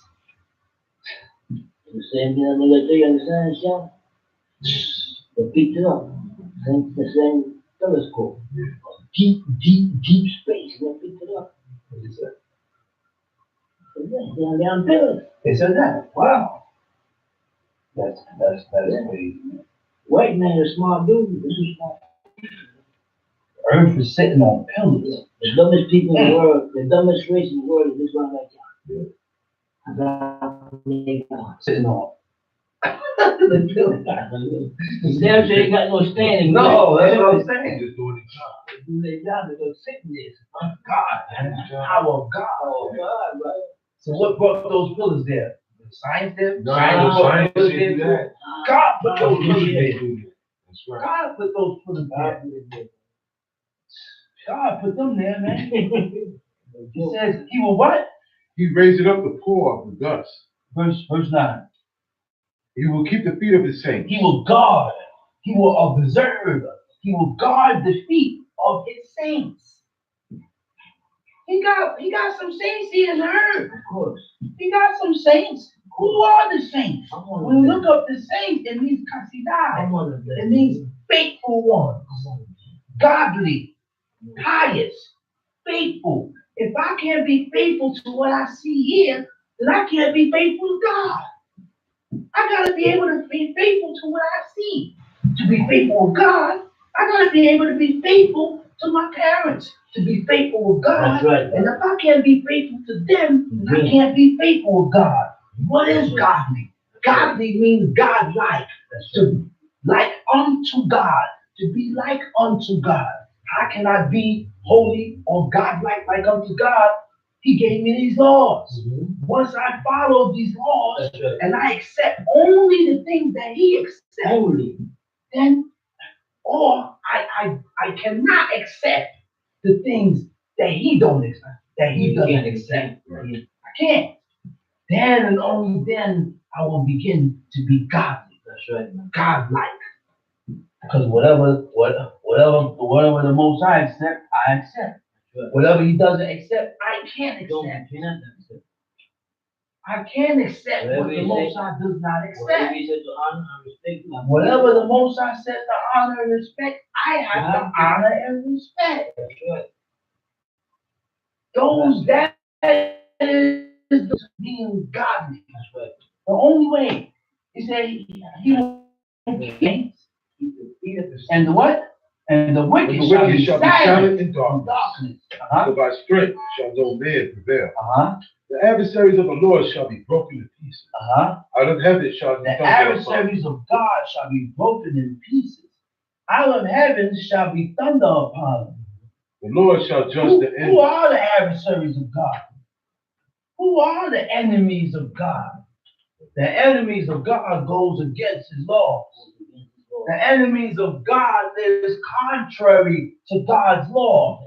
Now, this is what causes you to become an enemy or an adversary to God. He said, the Lord shall judge the ends of the earth, and he shall give strength unto his kingdom, and exalt the horn of his anointed. And Elkanah went to Ramah to his house, and the child did minister unto the Lord before Eli the priest. What child? This is the same child that Hannah prayed for. Now, this child was about what, 5, 6? Yeah, Samuel, ministering to God at such a young age, being raised by a high priest. He said, what? Now, the sons of Eli were what? Sons of Biliab. Sons of Biliab. They knew not the Sons Lord. of Biliab. They knew not God. The word to know, it means to know or to be acquainted. He said they knew. Eli's sons of Biliab. Right. Not Eli. Eli's sons. Eli's sons, not Eli. Not Eli. Nah, not Eli. No, not Eli. Eli was good. Eli was good. His damn sons are no good. Now, he said they did not, he said they knew not the Lord. To know. To know. Right? Tell it, women to know God. To have an understanding or experience. Once we live by God's law, and I would say, then you can say, man, I know God. But if I'm living contrary to his laws, I don't know God. Right. I don't know God. Because I'm living contrary, I'm living opposite to what he says in the book, to what he said in these laws. So I'm living opposite. It means to know. It means to cause to know personally or to make familiar. To make familiar. They wasn't familiar with God. Eli was. Samuel was. Now what caused them to be unfamiliar? When we start sinning. When we start sinning and transgressing and doing things according to your own will, now we become unfamiliar. Now we want to start dealing with things that is holy. Now they want to start dealing with things that is holy by God. They done drew God and pushed the Most High to get vehemently very angry with them. So angry that he cut them off. Read. And the priest cut them was that when any man offered came, while the flesh was in seething, while the flesh was boiling in the pot, with the flesh hook of 3 teeth in his hand, and he struck it in the pan, or kettle, or cauldron, or pot. All that the flesh hook brought up, the priest took for himself. All that the flesh hook brought up, they took it for himself. I read. So they did in Shiloh unto all the Israelites that came. This is the place where God was known first. And the Most High did Shiloh a job. Right? All because of these 2 men want to play around and doing things out of the ordinary, dealing with God's sacrifice. Right. The way they dealt with God's sacrifice. See, certain things we do in life will bring judgment on to yourself real quick. And it speeds it up. It speeds the action up, messing with these sacrifices. Mm-hmm. What are we doing sacrifices here? Mm-hmm. What are we doing sacrifices here? We don't have a high priest. We're not in Jerusalem. So what are we doing? Yeah. He said also, before they burnt the fat, the priest's servants came and said to the man that sacrificed, give flesh to roast of the priest, for he will not have sodden flesh of thee, but raw. You know what you mean by sided? Can't cook. Raw. Not cook. Not cooked. You don't want to So we used to boil the Right. water. Right. That's right. He wants raw. He wants it raw. He wants it raw. And the man said unto him, let them not fail to burn the fat presently. And then take as much as thy soul desireth. Then he would answer him, nay, but thou shalt give it. He said, man, listen, I want it now. Don't take off no fat on my word. Give it to me now. Read. And if not, I will take it by force. He said, you don't give it to me now, I'm gonna take it by force. For the sin of the young men. Wherefore the sin of the young men. The word for young men is na'ad. Hophni and Phinehas were young. Real young. Look, na'ad, look, they wasn't even over 20. Na'ad is a boy, lad, or youth. No, they wasn't 20. They wasn't even 20 yet. Nowhere near 20. They were real young doing this thing, committing these actions before God. Real young. He said, the wherefore the sins of the young men was very great before the Lord. For men abhorred the offering of the Lord. The word for offering is the minka. The minka offering. See, minka is the offering. And these are different times when the people used to come up with their offering. Ma'ariv, Shakarit, evening, morning, they used to bring their offering. And he said, what? He said, but Samuel ministered before the Lord, being a child girded with a linen ephod. Read. Moreover, his mother made him a little coat and brought it to him. A me'il, a little coat, a little me'il. A me'il is a robe. She didn't bring him a suit and tie. She didn't bring him a tuxedo. Yes. She didn't bring him a tuxedo. She didn't bring him a sweater. She didn't bring him a t-shirt and a pants. She brought him a robe. Once a year, she brought that man a robe. That is the apparel that God accepts. He doesn't accept no other type of clothing or fashion, because God, Israel has their own setup. When you claim the heritage of Israel or the lifestyle or the laws of God, we have our own setup. And our setup is read about in the book. It's read about here.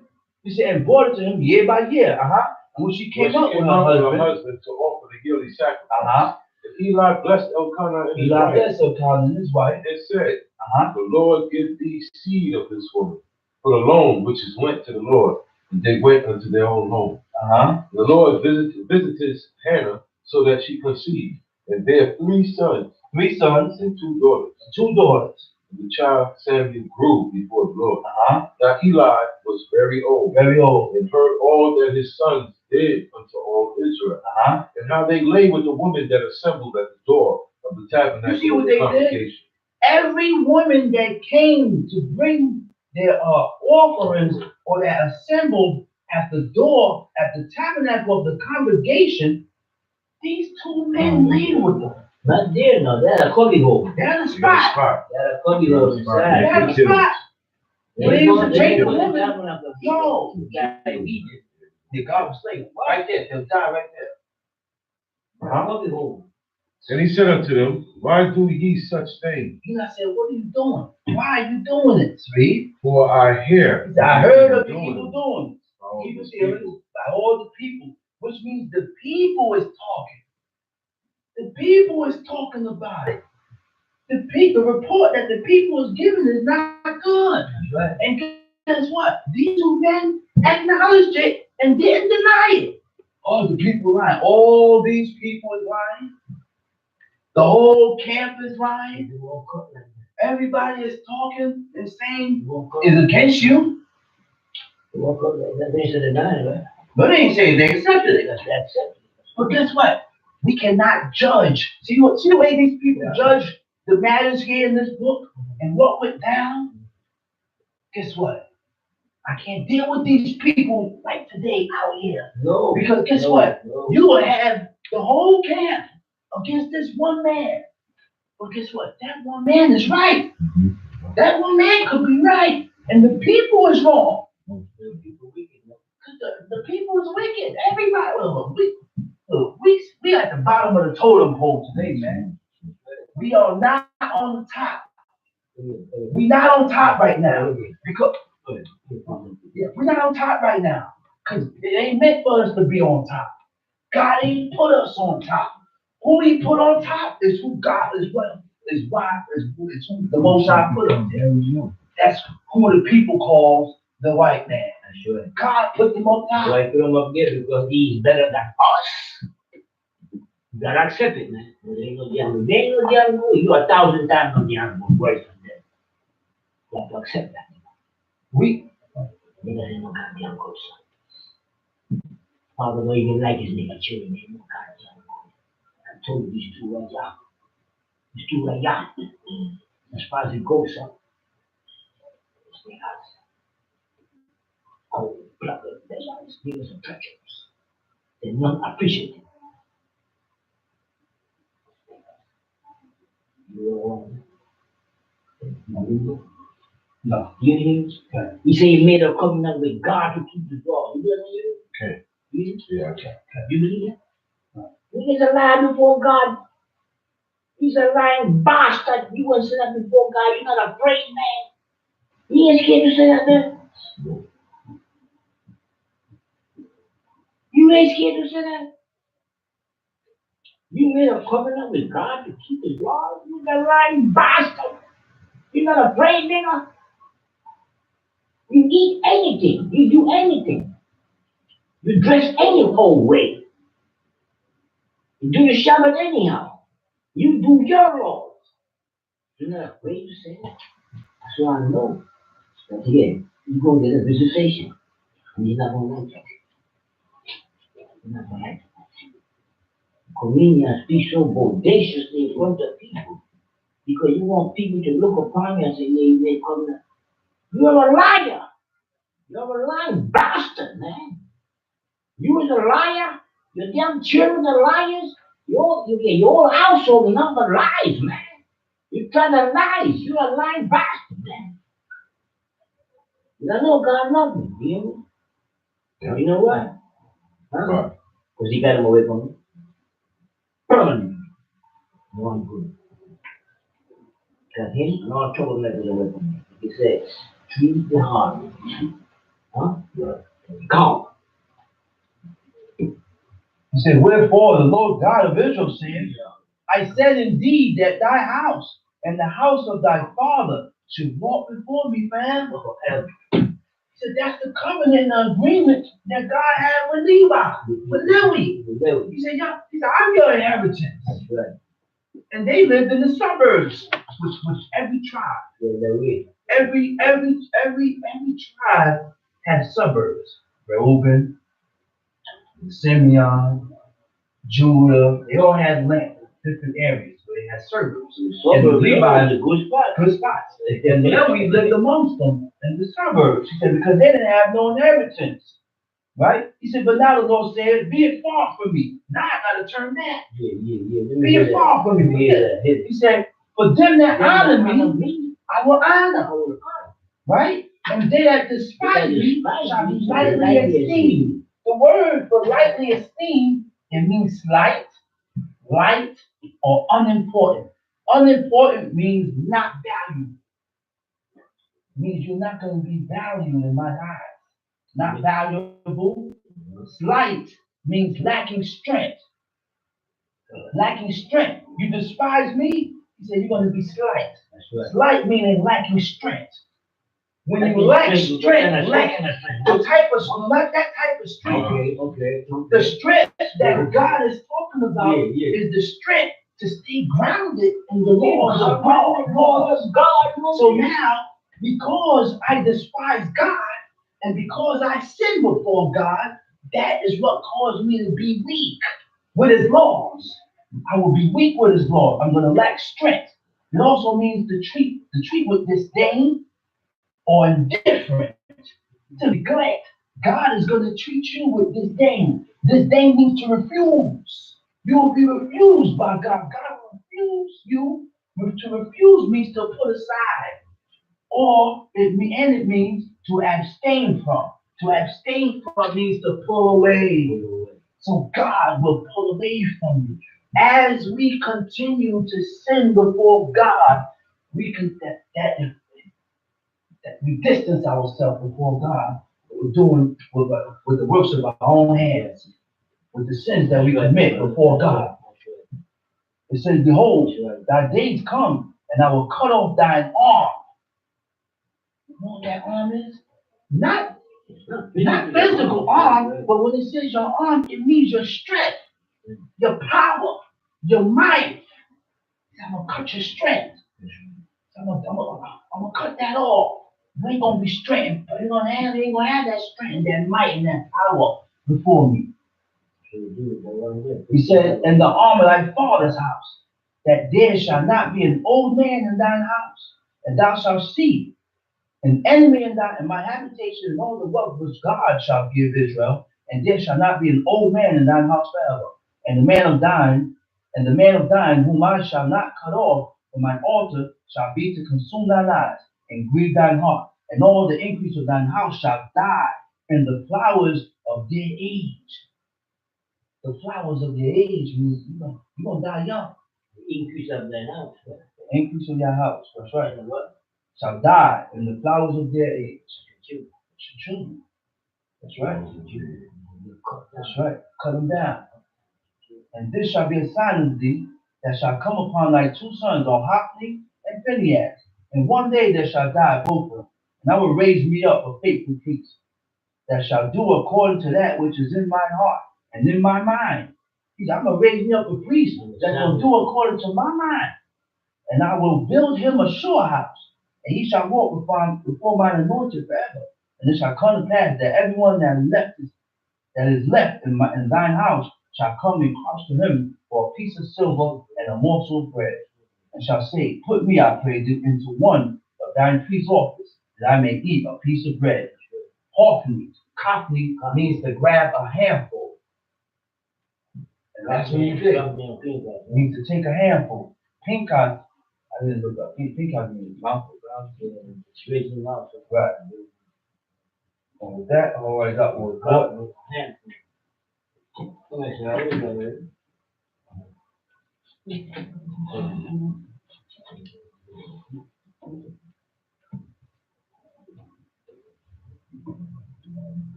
With that, all I got was God, and I'm gonna say Shabbat Shalom.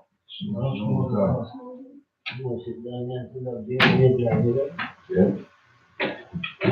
what he's trying to do, he said, you can't rock with me. You can't rock with me. You know, I need a purpose. You got gay tendencies. He got no gay tendencies. You can't rock with me. I'm too choppers here, these two. Choppers.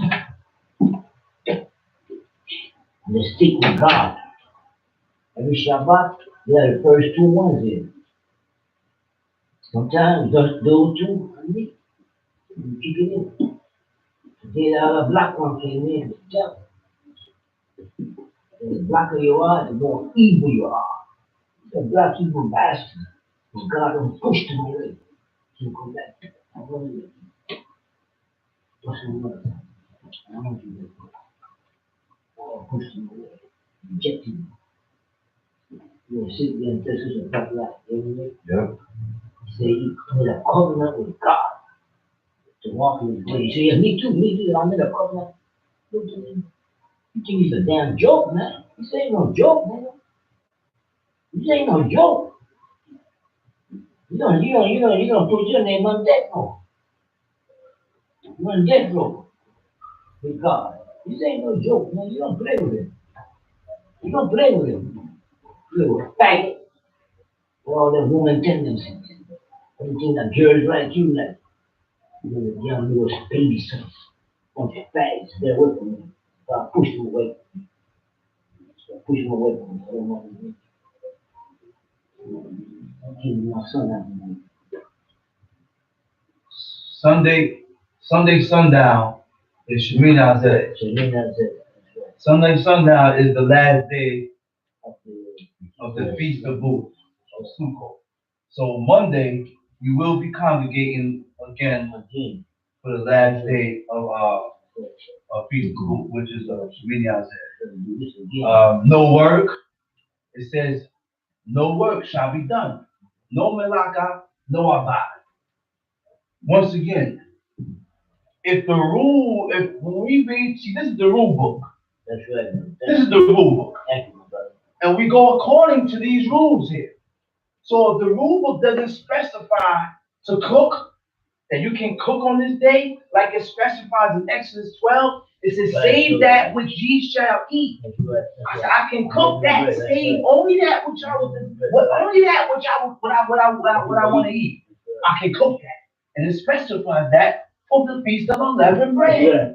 So if it doesn't specify those rules for Sukkot, for Shemini Atzeret, then you shouldn't be cooking. Those are not my words. Those are the words that are inside this book. Huh? Right. Right. Cook the food the day before. When the sun dropped, it's Shemini Atzeret, so that means Sunday. I'm supposed to be in that kitchen early, cooking and preparing my food for the next day because I cannot cook on that day. Monday you can't cook. I'm not cooking. Now it's best to be safe and don't cook to where if you do cook and you violate. So it's your choice because God gave every man a choice to do as he please. Whether you want to live this or if you don't want to live this. I wouldn't even toast bread. Can't even toast bread. No. No toast. You can't toast nothing. Can't cook food. Nope. And with that, I already got what was bought. And I'm going to say Shabbat Shalom. Shabbat Shalom. Sukkot Shalom. Sukkot Shalom. That, 440. Oh, look at what you can do that.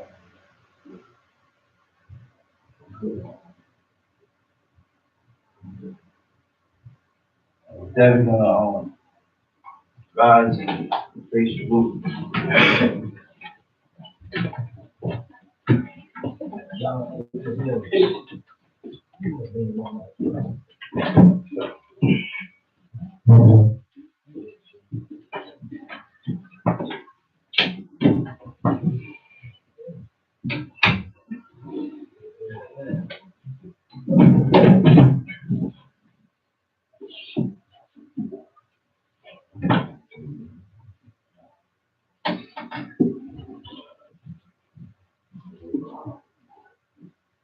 Place feels different. Yeah. Place feels different. It feels lighter. And that black one is the black one.